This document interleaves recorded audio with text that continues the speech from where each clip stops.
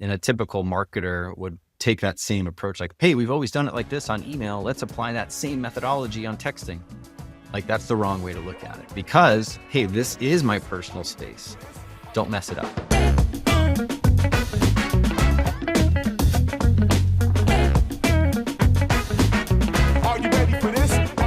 What's up, lifers, and welcome to the Daily Stand-Up with Lifetime Value, where we're giving you fresh new customer success ideas every single day. I got my man Rob with us. Rob, you want to say hi? Bonjour. Of course. And we have Chris with us. Chris, can you say hi, please? What's going on? And I am your host. My name is Dylan Young. Chris, thank you so much for being here. Can you please introduce yourself? Yep. I'm Chris Brisson, founder, CEO of Salesmsg.com, conversational texting calling platform. Right on. So, Chris, you'll notice I just avoid trying to pronounce your last name altogether. It is my greatest and deepest fear. I think about it at night, about pronouncing people's names incorrectly. I find it very offensive, so I just try to avoid it entirely. So I might just call you Sir or Mr. from now on to avoid it altogether. But Chris, thank you so much for being here. You know what we do here? We ask every single guest one simple question, and that is, what is on your mind when it comes to customer success, SaaS, business in general? You want to just talk about life? I mean, it's up to you, but tell us, what is on your mind? Yeah. I mean, look, I see the world through one text message at a time. And so, not to sound easy, but Sounds great. You know, what's on our mind is it's AI. You know, I think there is so much that's happening with AI. One, it's really hard to keep up. And two is, what do you do? Like, what do you do with all the stuff in the tech that's coming out? And so for us, the way that we've got a customer success team, and, you know, at the end of the day, customer success is experience. How do we create a really awesome experience for that handoff, for that initial engagement? And so, you know, we're a messaging platform, text messaging. And so, you know, text is sort of the best way to get in front of somebody, to engage with somebody, to open up that dialogue, to create that conversation. And, you know, you have regular text message, but you have the ability to do GIFs and images and video and audio. And so, you know, recently I went through an experience and we got handed off to their customer success team. And all of a sudden I get a text and it's a GIF of the rep. Hey, it's so-and-so. And in the text message, hey, Chris, how's it going? I'm Susie over at so-and-so. And it was just like, that's cool. And so when you can find yourself going, I like that, that's really cool, you start to lift this relationship and this trust with the company. And so, you know, there are these points of opportunity to create these experiences and these little, like, I like them, I like the way that they work. That's a cool company.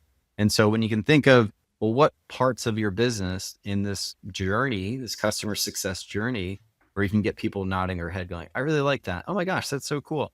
And so that's just one way to sort of create that initial engagement, that handoff, especially when it comes to customer success, right? A little wave, a little GIF, a video, an audio, a voice memo. So that's what's on our mind. And then how do you use AI to do it at scale? So there's a lot of really cool tech coming out, some of the stuff we're building too, which is, you know, if you've got a larger team, how do you take voice and turn voice into scaling out to all these companies or contacts for that matter?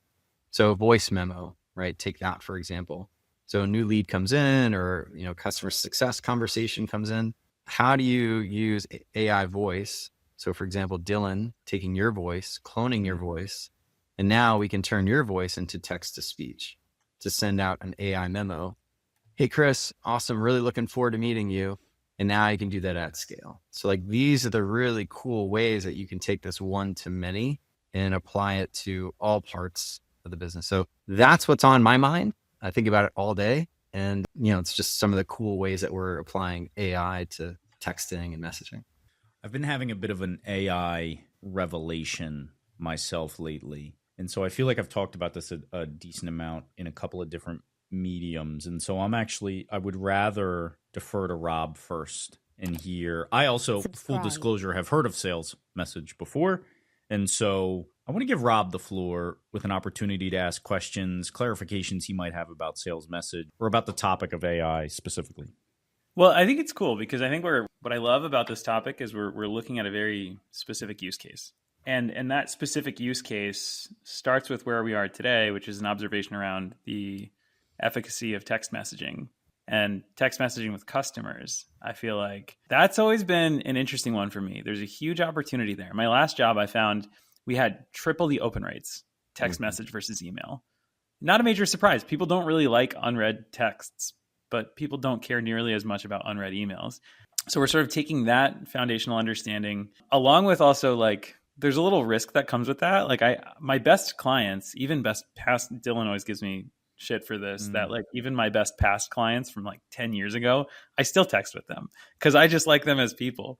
My best client relationships have been built in large part via text messaging and voice notes too, things like that. Not these formalized meetings, not these big structured QBRs, but you know, it's a very familial personal relationship. Obviously there's risks that come with that. And I think that's where I started to think about AI.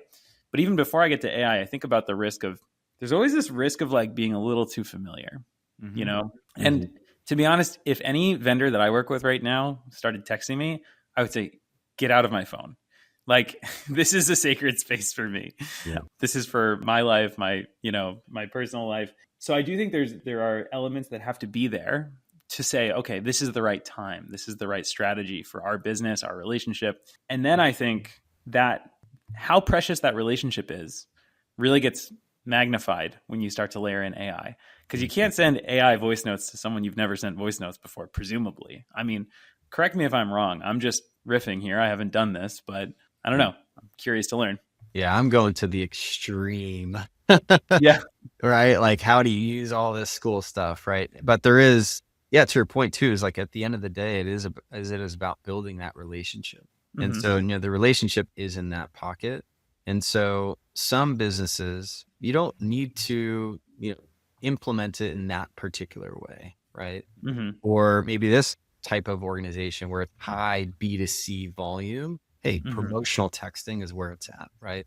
For, customer support and getting feedback, let's make sure we're sending an NPS score and, those automated messages. And so there's points of that to where, hey, let automation take over that, right? And that is an automated message and people know that. But then when it comes to like the personal side of it, I don't want to use my own phone, right? And so how do we do that for a company, for an organization? And there are certain ways to engage and manage to where you're not tainting that relationship. You're allowing your team to create that same relationship over SMS that you have, Rob, with your customers, but do it within the organization, So like there are all these extreme ways that you can use it. It's not going to apply to every business, right? So like a voice memo, but you talk about like the compliance side. So you can't just like take a list, send a text message and expect it to work. So the whole world of messaging has gotten way more white in a sense. The carriers are like, no, you're not going to do that anymore. Right. So every business now has to get approved, right? Compliance is the term, but people think, oh my God, compliance, it's legal. So now you just get approved to send, A to P or business text messages. And then where within your business are you going to apply it? Hey, you know what? We have a web form. We're capturing a phone number. We're not doing anything with it. Maybe we're calling, maybe we're not. Now you can use SMS to engage right away and create that conversation, right? So there's all these ways to add messaging across the entire life cycle and, do it in a ethical way, not in a spammy mass blast, right? And a typical marketer would take that same approach, like, hey, we've always done it like this on email. Let's apply that same methodology on texting. Like that's the wrong way to look at it because, hey, this is my personal space. Don't mess it up. Well, so Chris, I want to get to this, but before I do, I think it's important for you to understand that Rob's first job ever at a SaaS company, he lived in his customer's basement. So his idea of familiarity with customers is a little bit different than most of us. Close to comfort, yeah. But it's interesting that even Rob, as weird as he is, recognizes the stakes of all of it, right? The how this enters somebody's personal space, at least the way we understand it today. Like I think texts are quickly exiting that space because of all the promotional stuff we get, how flippantly we give out our cell phone number, because it is also so easy to block those phone numbers. Like I do that all the time. I'll go give out my phone number so I can get a discount, and then I block that phone number so they can't text me anymore after I got the discount. But So the tech is cool, but I think the art of how you determine what is fertile ground for using the tools at our disposal and how you determine that, I think is equally as interesting. And I'd be interested to hear, Chris, with the time we have left, how you guys are educating your customers on reading the room, so to speak. Yeah, good question. So we have a framework, right? We haven't really publicized this, writing a book. What do you know, right? So it's Rob's favorite word, by the way. There you go, Rob. You're going to love this. So you got philosophy, methodology, technology. So the philosophy, if you study Simon Sinek, start with why, right? Mm-hmm. So we believe conversations are good for business. So like Dylan, you filled that out, right? You got the coupon, cool, but it delivered the mechanism, which is you took advantage of it, right? So the philosophy, we believe conversations are good for business, whether it's a lead, whether it's an existing customer, past customer, a client, whatever it is. The best way to do that is over SMS, not WhatsApp or Facebook or email or call or whatever. It's through messaging, through texting. The way in which that we help businesses create more conversations, which conversations equals more growth, more sales, more revenue, right? Is through a framework we call textize your business. So what that means is you can add text messaging across the entire life cycle. You can use it to generate leads. You can use it to, when somebody calls the number, to create a missed call automation to take that conversation to SMS. You can use it to qualify, to capture data, to push to HubSpot or Salesforce, to book a meeting, right? Using AI on Calendly, on HubSpot meetings, on whatever it is. You can use it to remind them of that. You can use it to rebook it, reschedule it. If they cancel it, sort of win it back and ultimately get them to show up. And then you can use it to drive promotional text messages, again, if you choose, right? To drive revenue, coupons, those sort of things. You can use it to get reviews, right? We've all gotten the review text message, right? Leave a review on Google. You can also use it to get feedback, like an NPS score, and then the whole cycle begins. So when you look at any business, that's the framework. Every business has leads and customers and all that stuff. So where can you add these tiny text messages today? So like the first thing that we always say is, what's the primary need right now? Hey, we've got a lead conversion problem. Awesome. Add text messaging there, make it compliant, add this little disclaimer in your web form, and automate an SMS to engage with them to, shorten that cycle, because the cycle of an SDR calling and emailing, going back and forth may take days versus an SMS may take minutes or hours. Mm-hmm. So that's the way that we think about it. And then ultimately you have technology, which is, hey, we built a platform. It has the features that you can apply across this whole life cycle to textize your business.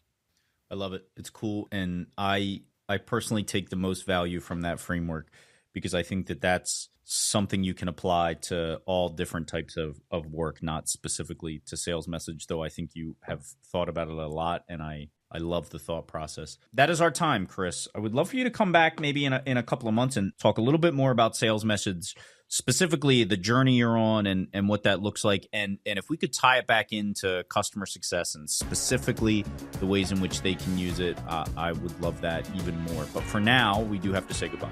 I will do that. I appreciate you guys.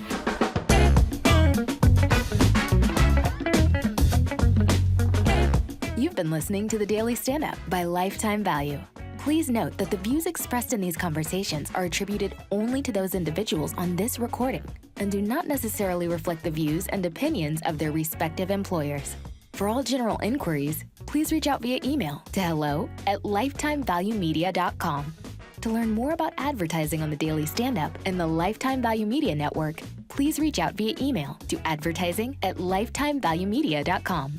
Find us on YouTube at Lifetime Value and find us on the socials at Lifetime Value Media. Until next time.